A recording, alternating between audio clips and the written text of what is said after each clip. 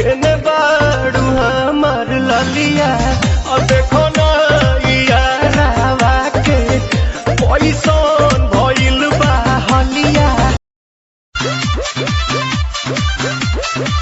बिया धरेले जिया गहरेला मन पति के हम नाही भरेला कितना परेला गरमी त सरद सन्ना चमके सब के हो उठ जाए। अरे उठाए वाली मशीन हम कारे अरे छोटिया कमरिया टूट जाए।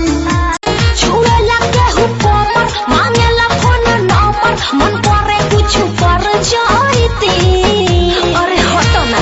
अरे सुन सांस बनी दिल में उतर जाती पूरा इन राती के दिया बुतावे लागल पहाजा में हमें पजियावे लागल लगा के मारे दम हमारो बलम लगा के मारे दम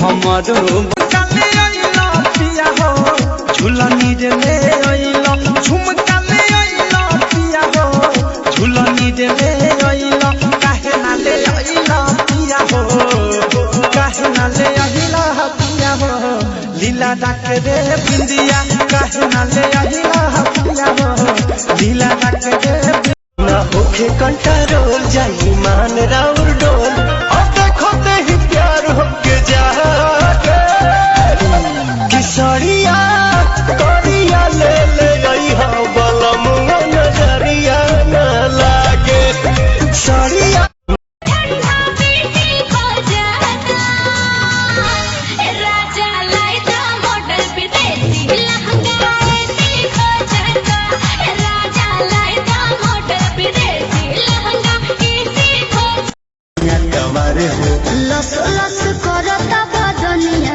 दुनिया डोलाई देता। अच्छा राजा हो घरवा में सिला गवाई देता हो।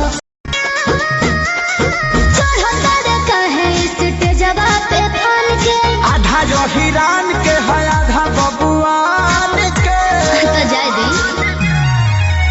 अरे उसके जन बोला कवन बस के निशाना तोहरा में ये ओठ के लाली कान के बाली तोहरे लाबा ई पाँव के पायल आँख के काजल तोहरे लाबा।